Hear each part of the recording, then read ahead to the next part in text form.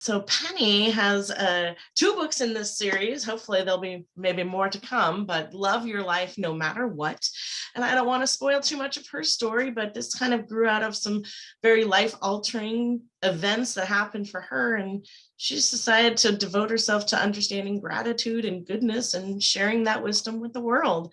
So without any further delay, I will go ahead and turn it over to Miss Pennie. Oh, thank you. Thank you. Hello, everybody. I am thrilled to be back with the Brain Injury Alliance again. This is my 3rd time, I think, to chat with you. So love your group. Love that you join me and invite me back. And I love author talks.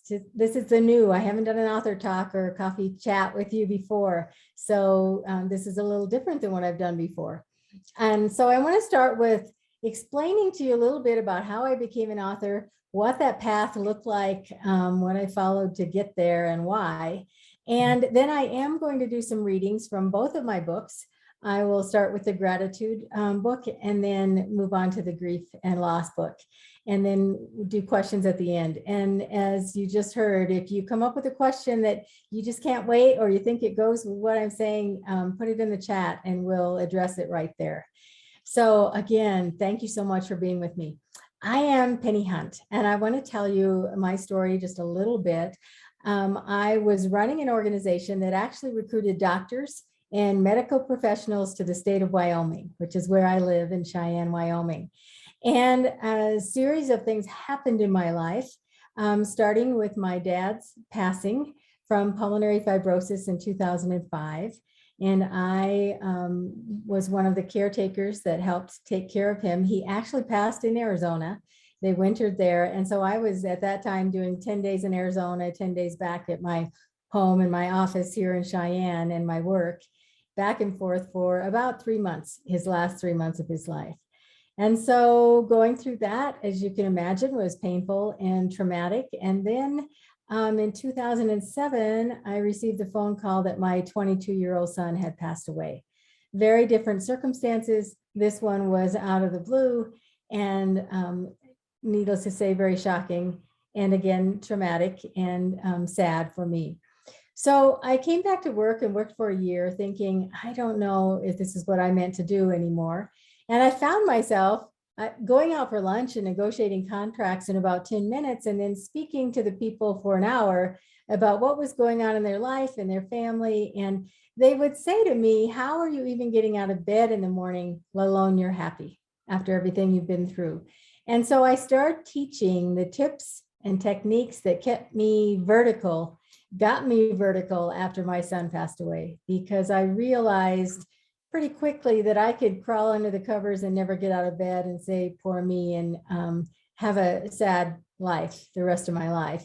And everyone would say, boy, Pennie changed after her son passed. And I do believe that people say that. Pennie changed after her son passed, but I hope it's for the good. And so I did what I don't promote to a lot of people, but I left a very high profile, nice paying job, walked away from everything and started speaking and writing about what I thought was important. And to me, that was living a life of gratitude and love and being happy no matter what has happened in your life or is happening in the world or in your life, that we can all control that level of happiness that we have. And so that's when I started writing. I took a year actually after I left my job thinking about what I wanted this to look like, what I wanted to do, how I was going to do it. And so I created a website and started writing a blog. And that was, I've been a writer my whole life. I've always written. I would write things and give them as gifts. For example, when my brother turned 40, I wrote a piece about growing up with him and what that was like. And that was his gift. For my parents' 25th wedding anniversary, I wrote a piece about them as my parents, and that was their anniversary gift. So I've always been a writer, but shared it very quietly. And so when I created my website and wrote my first blog was actually about my son who passed. And my daughter and I went to a hotel room with 2 laptops, and she opened hers, I opened mine. I hit the publish button on my first blog, and she was the first one to open it. And it was on my son's birthday after he passed. So everything was very meaningful to me. I didn't know really what I was doing writing a blog. And I remember the day that I came out of my home office into the kitchen, and I told my husband, 10 people read my blog. And he said, 10 people you don't know read your blog? And I said, yeah, I wonder who they are. And since then, it's been over 10 years. Since then, I have people from all over the world that read my blog, read my writing.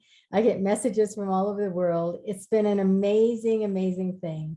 And I write from my heart, from my gut. I write about people stuff.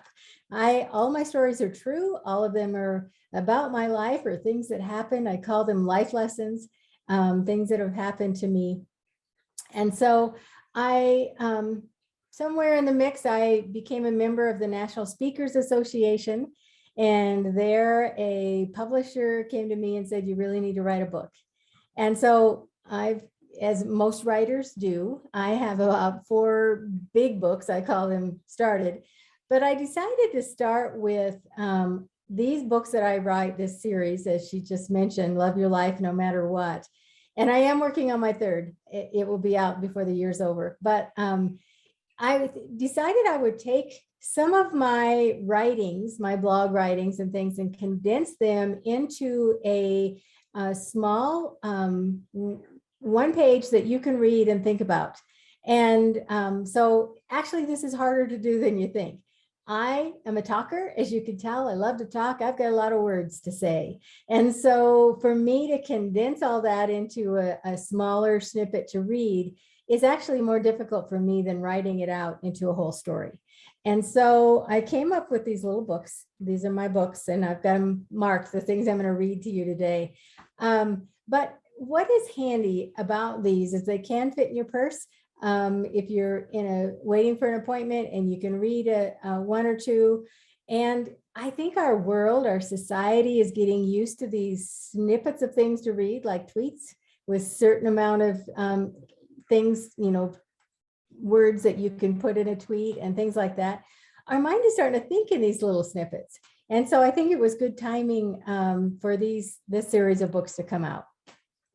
My 3rd one that's coming out this year will be the last one, I think, in this series. And then I'm going to finish my big books. But what I'd like to share with you today is how I did this. And I'm going to read to you some of the life lessons from the books. And then I'm going to give you the background to that lesson and why that one came to be. So when the publisher came to me, and then I learned about getting a designer to design the cover, I learned about editors, I learned about standing my ground, because I can go along with punctuation and misspelling editing, but if they want to change my words, we usually have an argument about that, because I don't want to change the meaning. And so my first book, I think we changed 2 words in the whole book. Found a couple of punctuations, but that was it. And the second book, I don't think we changed a word. So I'm kind of a perfectionist, so I really cringe if something happens and there's a typo, but I really want my meaning to be my meaning, and I want it to be my words. So another thing that's happened in the last, I will tell you when the pandemic hit, and as a speaker who's used to doing keynotes and speaking in person, and all that came to a standstill, like many of our careers and jobs did. That's when I really started writing more. That's when I finished my 2nd book. It's when I started really writing more. And then I was invited to be a columnist in our local newspaper, which is one of the biggest papers in the state of Wyoming. And since then, now I write for 5 papers. Other papers have picked up my column, so I'm a weekly columnist. And again, it's my blog, it's my stories, and it's my life that I share. And so that's become pretty popular. But I'm going to start with this first book, Love Your Life No Matter What, 76 Tips to Live Life with Love and Gratitude. And I will tell you that everything, and I don't think I'm uncommon in this, but everything has a significance. People have asked me, why did I pick 76 tips? And it's because my number is 13, and 7 and 6 add to 13. There's always 13 chapters in my books. So I am very into, having a meaning behind what I do and how I do it. So I'm going to start and read to you. I'm gonna read to you the opening. I start my books with a letter, a note from the author. So if you're reading it, this is what you will see. Note from the author. By picking up this book, you have taken a brave step forward, loving yourself and your life. Loving your life no matter what is not accomplished through 7 easy steps or attending a weekend workshop. Loving your life happens when you adopt a new way of living, day by day, moment by moment, even breath by breath. It is experiencing life in a new way, a way that nurtures yourself and those around you. What I share with you in the following pages are lessons I've learned through some of my darkest days. I offer you snippets of tips and techniques that I taught myself in order to survive the most difficult times. They work for me, and I am confident they will work for you. Thank you for allowing me to help you journey through your life with spirit, courage, and compassion. And may you always love your life no matter what. And that's really what my intention was. I have a 3-word mission statement for my life and my work, and that is to help others. And so I really do believe and saw it happening that the tips and techniques and the little things I was doing that cost no money were helping me, and I've seen them help other people. And so I thought, that is what I need to share. That is the work I need to do. So I'm going to start with, it's tip number 30 in the book, and it's called QTip It. And this is one that I have done probably for 20 years and love this one. QTip It. How many times in life do we take things personally when in reality has nothing to do with us? Whenever a stressful situation occurs, many of us default immediately to thinking it involves us in some way, or we either get defensive or begin blaming others and ourselves. Let's look at it differently.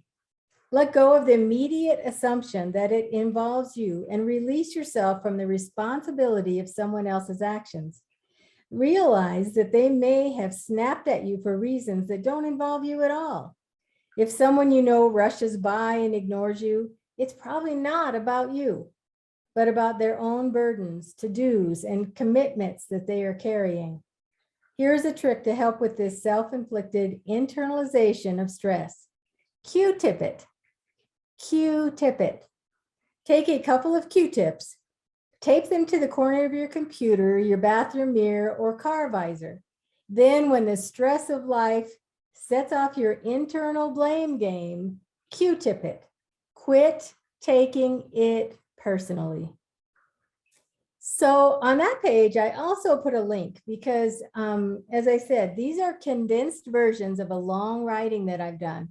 So on that page, there's a link so you can go to my website and read the full story behind that and how to do it. But a Q-tip, Q-T-I-P, quit taking it personally. It's just a visual reminder. And I am guilty of this. Like I said, these are things that I learned the hard way and have taught myself to do, because I am the first one to think, oh, they must be angry. It must be my fault. I must have said something. I'm always internalizing things. And so the little picture of a Q-tip or the real Q-tip taped to the corner of my computer screen helps me on many days. I also love to share that I hope you share this with others and you share this with children. I teach my grandkids, I've got 9 grandbabies. And so 9 grandbabies, the oldest one just turned 21 and the youngest are 10. So they're not babies anymore, but I teach all of this stuff to them and in hopes that it helps them and they don't wait until they're 30 or 40 or 50 to learn some of these little techniques that will help them in life. The next one is number 42, and I just kind of tag some of these things to read in no particular order. But it is under the chapter Enough, and this one is called Enough is Enough. How many times do we want more? We want a nicer car, a bigger home, a larger paycheck, more attention, more love, and more happiness. When did we become so unfulfilled? Why have we learned this behavior of never being content with what we have? Satisfaction is knowing when our belly is full, thirst is quenched, and life's needs are met. The reality is we can only drive one car at a time, occupy one home at a time, and eat one meal at a time. Be satisfied with where you are right now, with what you have right now, with the breath you are taking right now. Satisfaction comes from knowing when enough is enough. And I love that one. That one came from lots of times I hear people say, it could be a sentence, it could be a word or something that triggers in my mind. I hear things from my grandkids all the time that turn into writings for me because I think kids are profound in some of the things that they say. But I heard I heard my husband say, you can only eat one hamburger at a time. And I thought, that is so true. And we want more. We want 3 cars in the garage and we want all these things. And really, we can only do one thing at a time. And so if we can learn that enough is enough, and when we can learn when enough is enough, that is a magical place to be in our lives. And so I love to share that one with you. The next one is number 57. And this one is called Leap of Trust. And this is in the chapter Believe. You slide into the cool sheets, fluff your pillow, pull the warm blankets up to your chin and wiggle until your mattress molds around you in safe, secure comfort. You close your eyes, shutting out all the problems of your world and drift into the luxury of sleep. All the while trusting that when your body shuts down to rest and wherever you travel in your sleep, through pleasant dreams or nightmares, magical journeys or unknown adventures, or exhausting dreams about work, you believe that at some point you will wake up. When morning does come, you will wake up stronger, rested, and ready to live another day. This may be the ultimate leap of trust. What if we could learn to trust in the beneficial nature of your waking hours like you do in the process and restoration that happens while you are asleep? Choose to trust yourself, others, and life more, whether you are sleeping or awake. And I think a lot of people have problems with trust. And sometimes if your trust has been broken, it's hard to rebuild that. But if you think about how trusting we are when we snuggle in bed and go to sleep, and we trust that we will wake up in the morning, we trust that our dreams will be pleasant. And so if we could trust like that on a daily basis and trust others and learn that word trust deeply in our hearts, I think our lives would be better. This one I'm going to share with you now, and then I'm going to tell you the big story about this one. Is number 65, and it's in the chapter called Release. And this one is called Basket of Burden. Have you thought of leaving your worries at the door before you enter your home or workspace? I have a basket hanging at the entry of my office. As I enter, I cup my hands as if I'm pouring my worries and concerns into the basket, silently hearing them clunk as they drop. I feel the weight lift from me and become the duty of the basket. Without the irritating chatter of my worries, my spirit feels free and my mind clear. Do not allow burdens to hold your mind, your heart, or your home as their resting place. Remove them from your space of serenity. Again, this one has a link to the full version. I looked at my screen there because I lost you there for a minute. I wasn't sure what happened, but I want to tell you the story of the basket burden, the burden basket. I travel a lot for work and speaking. And so I actually was in Arizona, and this is a true story.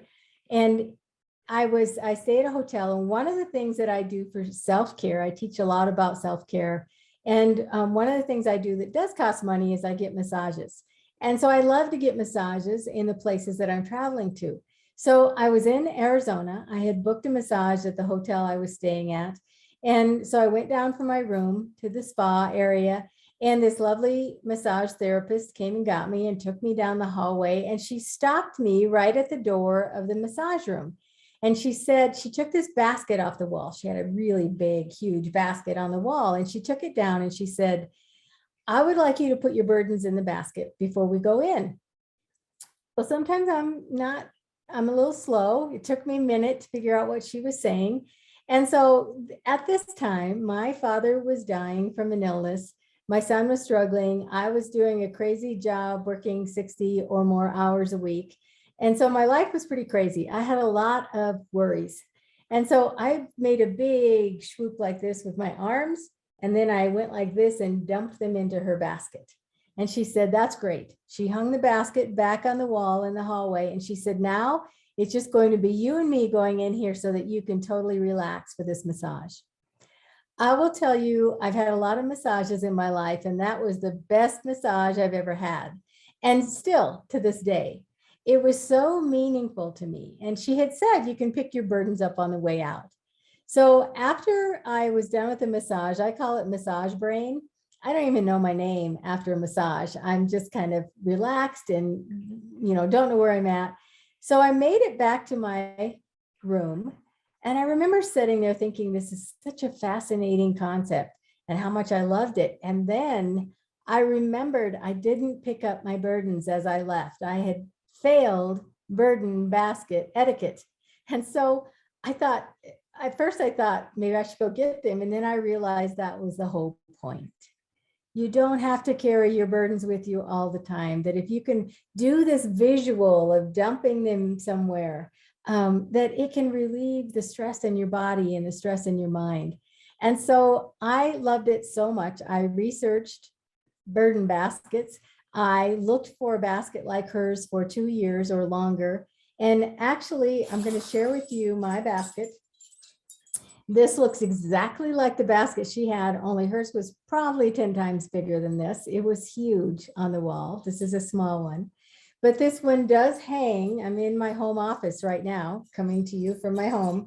This one does hang right here in the entryway of my office.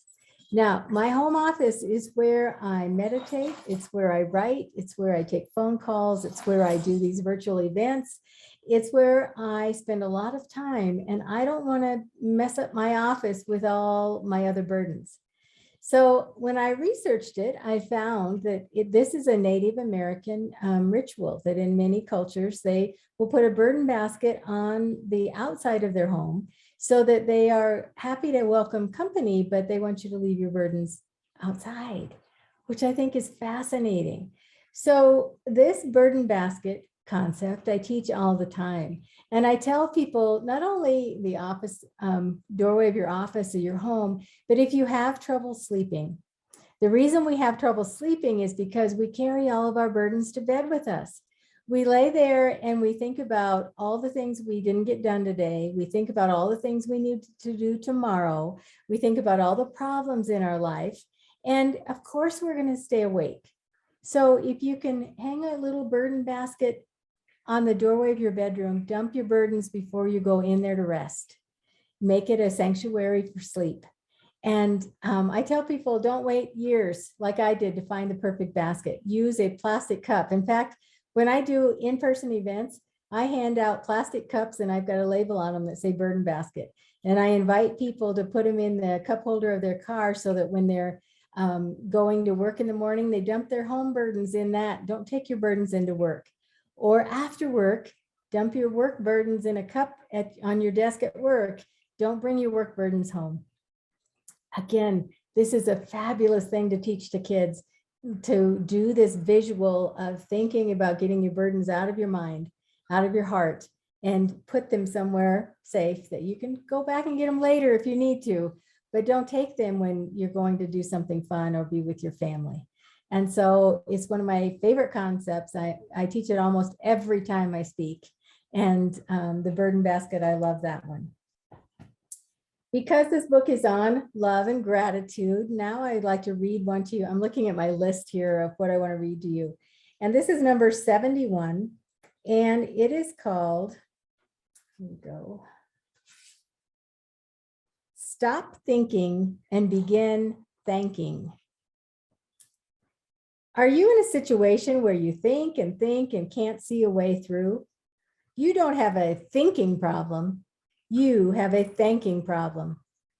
We live in a world that values logic, but some situations cannot be logicked through. Some are out of our control. Some are painful and unbearable. Some situations you cannot think your way through, yet you can thank your way through. When you are grieving the loss of a job, a relationship, or the passing of a loved one, turn bitterness and anger into gratitude. Until you are thankful for what you had or what you have now, you will never have more. Change that one letter in the word. Stop thinking and begin thanking. I like to talk a lot about gratitude because I totally believe that gratitude saved my life. When my son passed away, I almost immediately began saying out loud to everybody who would listen, and even if they didn't want to, I would say it, that I was so grateful that I got to be his mom for 22 years, that nobody else in this world and universe can say that except me. He came to me. I got to be his mom. And do I wish he was still here? You bet I do. But I got to be his mom for 22 years, and I'm so grateful for that. And I would tell myself that day after day, hour after hour, as I walked the path of grief, which is a hard thing to do. And that saved my life. And I totally believe that, because you can't be in gratitude and fear and anger at the same time. And so whenever I could pull myself into coming up with something that I was grateful for, that's what I did. And so I really do believe that. I'm going to read a long one to you now. And this is called, this one is actually equal to the burden basket with my heart. I teach this one all the time. And this one is called the breath of green. And if there's one thing you take away from today, take away this exercise and implement it in your life. I am such a believer. I have taught this to people in prison. I have taught this to people that are grieving. I have taught this to kids and adults. And I always say, and I know you're going to receive some of my contact information after this, but I always say, if you do this with intention for a week and it doesn't change your life, send me an email and I will help you figure out why. Because I am such a believer that if you really do this, it can change your life. And so I'm going to read the whole, it's a longer version here, and it is on page 80 in the Love and Gratitude book. And I titled it in the book, usually I just call it the breath of green, but this is the calming technique. So often I hear people saying they are rushed, tired, and overwhelmed. They are running from one meeting to the next, stressed about paying bills and worried about keeping others happy. What they are ultimately doing is living in fear. Fear of being late, fear of not having enough money, fear of disappointing others, and the big one, fear of not being good enough.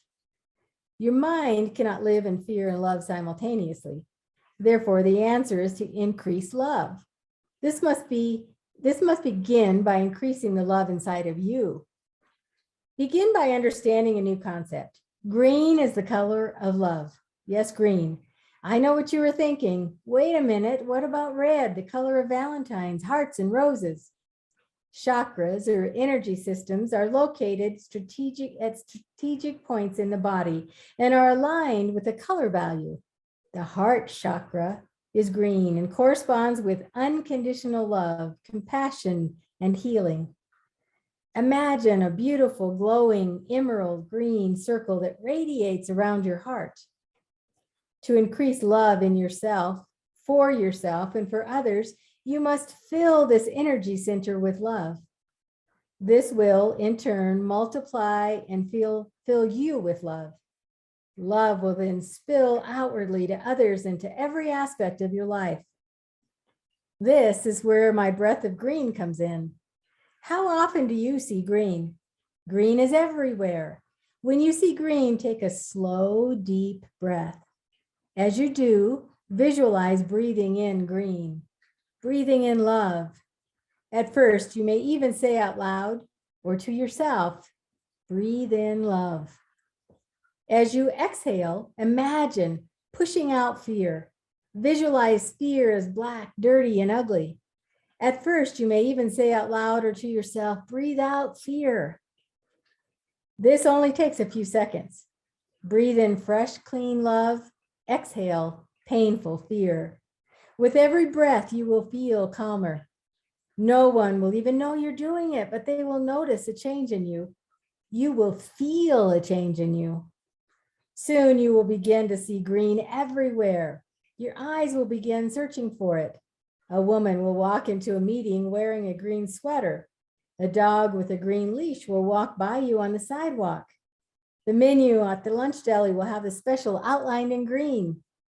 The junk mail you are throwing away will even be in a green envelope. You will see a green light as you're driving. Go now, breathe in love. Make an effort to try this for 1 week. Once you experience the cleansing of fear and feel the new calmness of love take over, you will want to continue this practice. Love and fear are not compatible. Fill yourself with love in order to diminish fear. So I want to talk about this just a little bit more because I really do believe in it. And I know I am the 0.5% of the people in the universe who really love to get up on stage and speak in front of a bunch of people. But that is one of the biggest fears of people is speaking in public. So if you're going to speak in public or you have a presentation to do for work, or even you want to talk one-on-one to a friend or a family member about something and you're so nervous, visualize this, close your eyes and visualize this breathing in love, breathing out fear, and visualize the green freshness of blooming trees and flowers and things that are crisp and fresh and green going into your lungs, and then pushing out all of that worry, all of that concern, all of that stuff that you need to put in your burden basket. Push it out.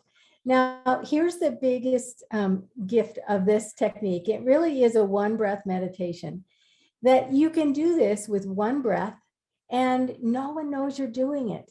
So if you go in to do your presentation at a meeting or something, it never fails when I talk about this, someone in the front row of where I'm speaking is wearing a green shirt or has a green pen in their hand or has a green folder in front of them. And every time you see green, start breathing in love, pushing out fear. And you know how our mind works in reticular thinking. Once we start thinking about it, we'll start seeing it more. And it becomes like, you think of a yellow Volkswagen and all of a sudden there's yellow Volkswagens everywhere. When you start to realize that every time I see green, I'm going to breathe in love, breathe out fear. We're breathing anyway, so we're not adding anything to our list of tasks to do. We're just adding a concept in our hearts and in our minds to breathe in love and breathe out fear. It is one of my favorite ones. Again, all of these things that I talk about, if you hear a tag word like breath of green, you can go to my website and put it in the search bar and you'll find a whole writing about it. And so I love to share that breath of green.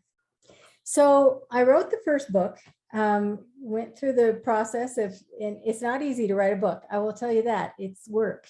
And going through the designer and the publisher and the deadlines and the editors, and then getting it in your hand and getting it out into the world is a whole another process. But I did the first one, and I always knew I needed to write one on grief and loss because I had experienced a lot of it in my life, and I had come up with a lot of tips and techniques based around grief. I help a lot of people. One of the things that I do as a give back in my life is I work a lot with hospice. I teach grief writing workshops for hospice, and I go and work with their bereavement and grief groups. And especially if someone's lost a child, they will call me in to talk one-on-one with them about that. And so it's heart work for me. And so it's one of the things that I do. So I knew that this book about grief was laying on my heart, and I knew I needed to get it out. And so this is the one that got finished during the pandemic when I was home so much. but I'm going to share some things with you. And I'm going to start with, again, the note from the author that I start this book with, because this has some really personal stuff in it. But I wanted people to know why I was writing a book about grief, and why I felt like I had the authority or the need to write it that would be acceptable to others, because I'm not a counselor. My degree and my education is not in counseling. I make that very clear, but I have lived it. I walked it. I know what it's like. And so I just shared from the heart things about grief. But this, again, was the explanation of that in the note from the author.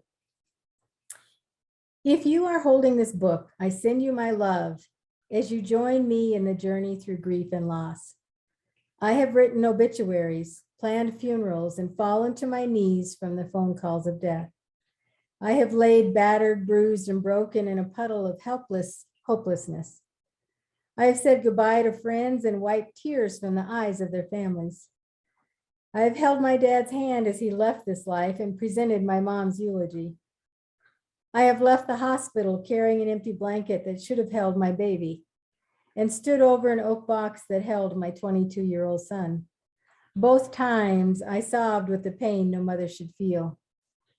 I have walked the road of divorce, lost jobs, and said goodbye to pets that marked my heart as deeply as family. I am not a certified counselor or medical professional. I will not diagnose or suggest medical treatment. I am an expert only in my grief and loss. I do not pretend to be an expert on yours. I am a heart specialist of sorts. I know what hurts the heart, what cracks it open. I know how that hurt opens pain, disappointment, regret, fear, anger, guilt, and all the emotions associated with loss and grief, and allows it to creep in. My hope is that you will find comfort in my thoughts, experiences, and techniques, and that these pages will fill your heart and lighten the weight you carry on your journey through grief. As you move forward, may you have the strength to help others. And again, I always do hope that you teach and share the things that you hear me say with others, and that they share with others, and it goes from there, because that is really my mission, to help others. So I'm going to read a funny one, and again, I'll tell you the background of this one when I'm done. And this is on page 2. And it starts with this grief and loss book is not just about people passing and loved ones passing. It is grieving pets. And there's pieces in there about grieving the loss of a job, or when you retire, that's a whole different level of kind of leaving a part of you, an identity behind. And so there's a lot of loss covered in this book, not just grief from someone that you've loved. So this one is called Grieving in Advance. It's in the chapter Grieving in Advance, and it's called Only Oatmeal. When you are dying, big things seem small and small things seem big. My dad was grateful for a shower, a small thing.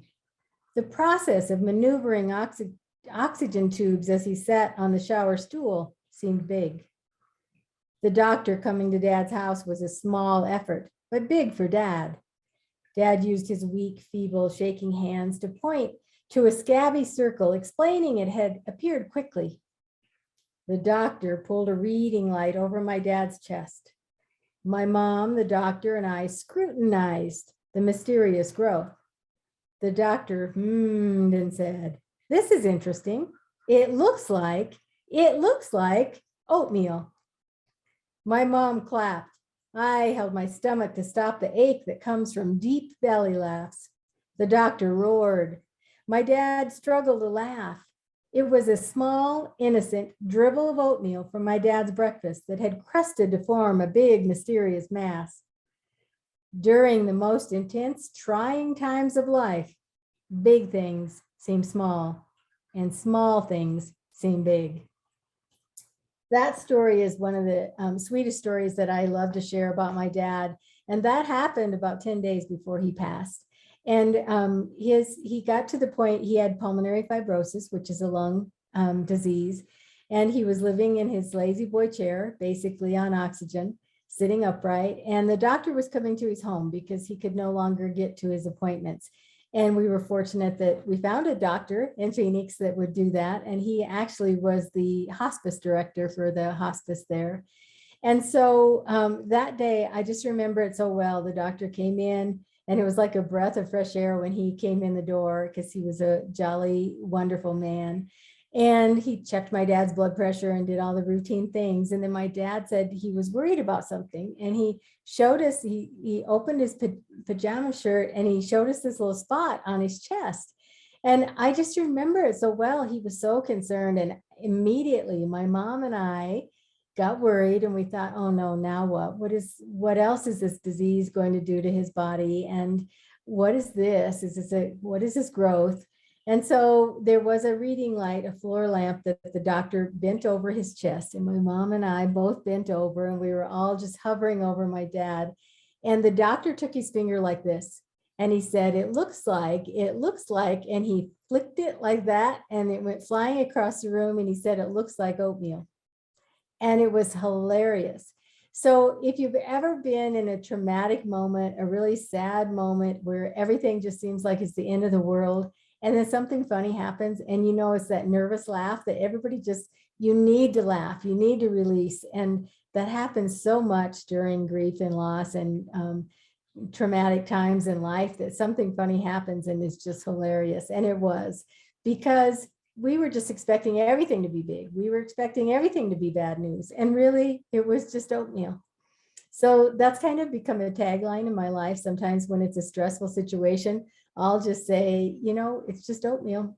And so it makes you remember to lighten up a little bit, and not everything is a catastrophe, and not everything is the end of the world. And so you get to learn to look at life in a different way.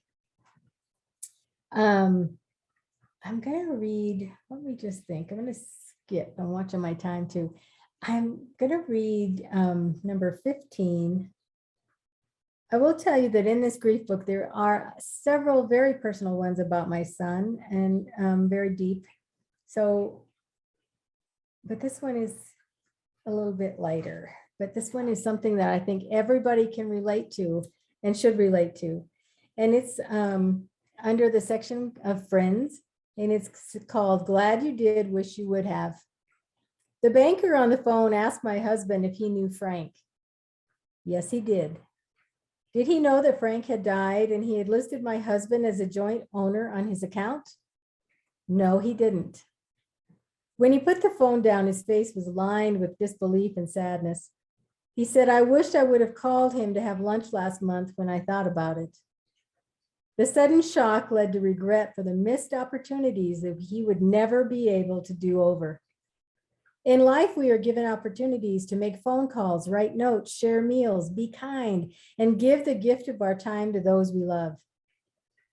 At times, you may wonder if it is something you should do or not. When you are trying to decide, use this meter to judge.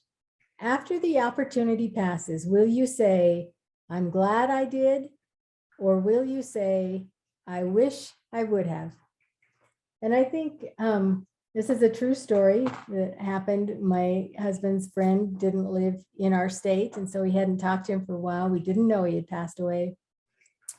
And we didn't know he had listed my husband to help him with his banking and some of his accounts. But so many times in life, we don't send that thank you note, or we don't pick up the phone and respond to a phone call, or we don't make the effort to have lunch with somebody. And then when the opportunity passes and we realize we can never do that, it's a really good meter to judge our life when you're trying to decide if you should go to this gathering or not go to this gathering, or go visit somebody or make the phone call. Will you be glad that you did, or will you at one point wish that you would have, because you no longer can do it? And so it's a great thing to think about and keep in the back of your mind when you make life decisions about people and relationships and things that you can do right now. Let's see.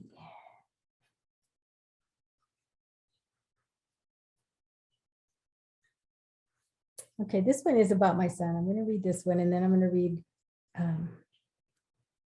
another one. I mentioned that I do grief writing workshops with hospice, and I think I'm going to do them with some other groups here soon. It's one of the most wonderful things that I do, because when you're in the midst of grieving, it's a very personal time, and people are very open about saying some things and sharing some things. So this one is called Putting Pain on Paper, and it's in the chapter. That's the name of the chapter. And this one's called Precious Possessions. We all keep things that belong to our loved one. It could be the smallest of items, like a piece of jewelry or a favorite sweatshirt. It could be something large, like a car or a home. It could be their pet. Whatever we save holds meaning, and we consider it a precious possession. Use this as a writing topic.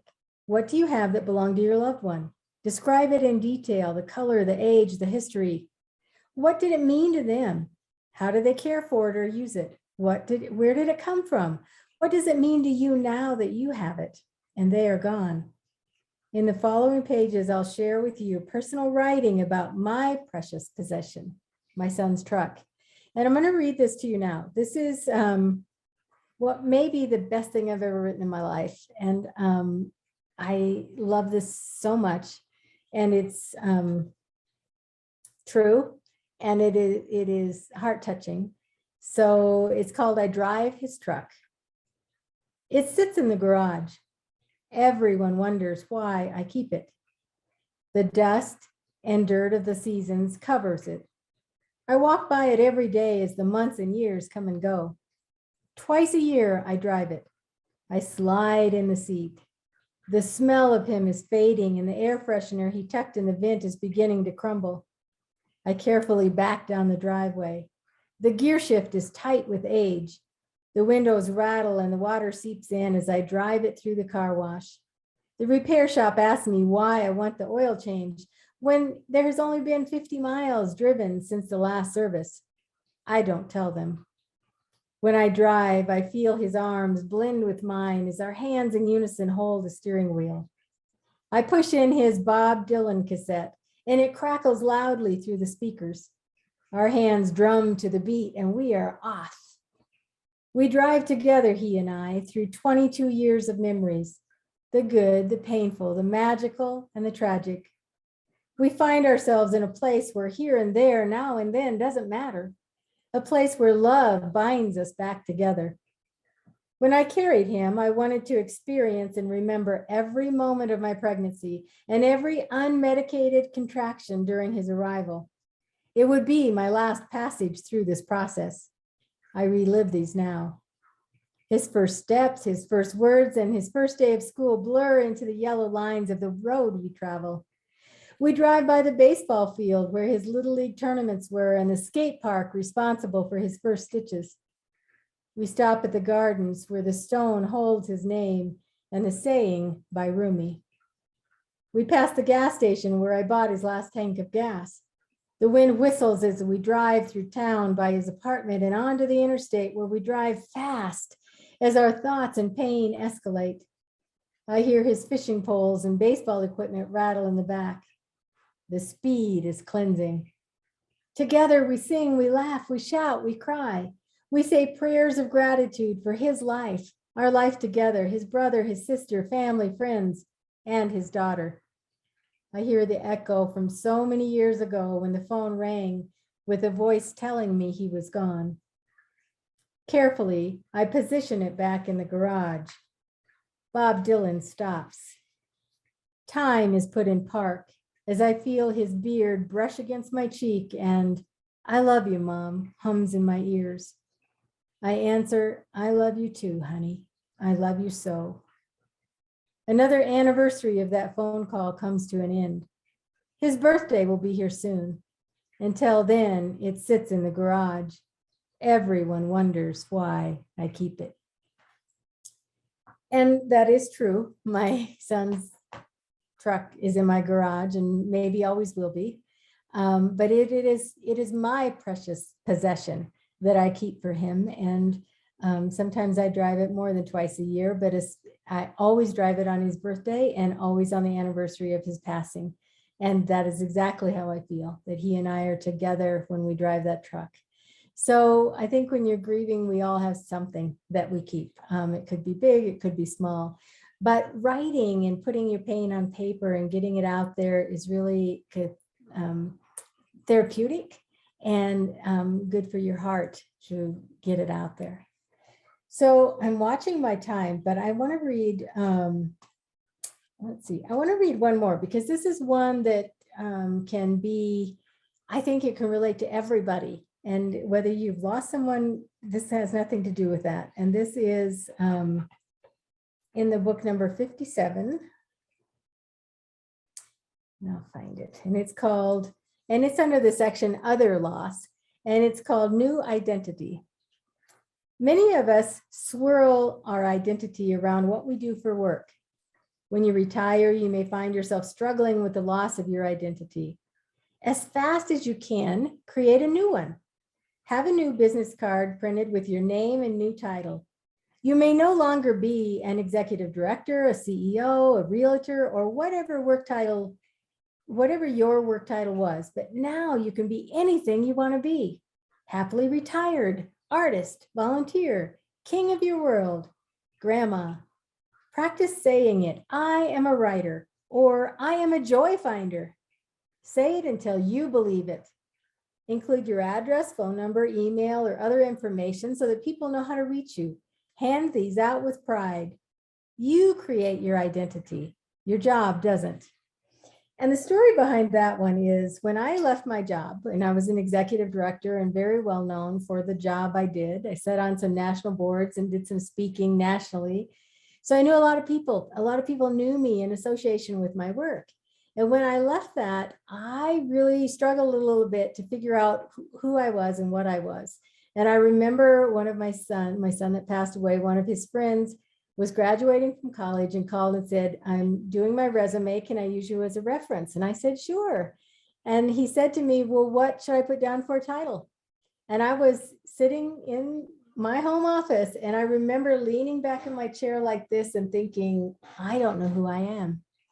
I don't know what to tell him. So I said, put down former executive director and the name of my organization because I thought I had more punch.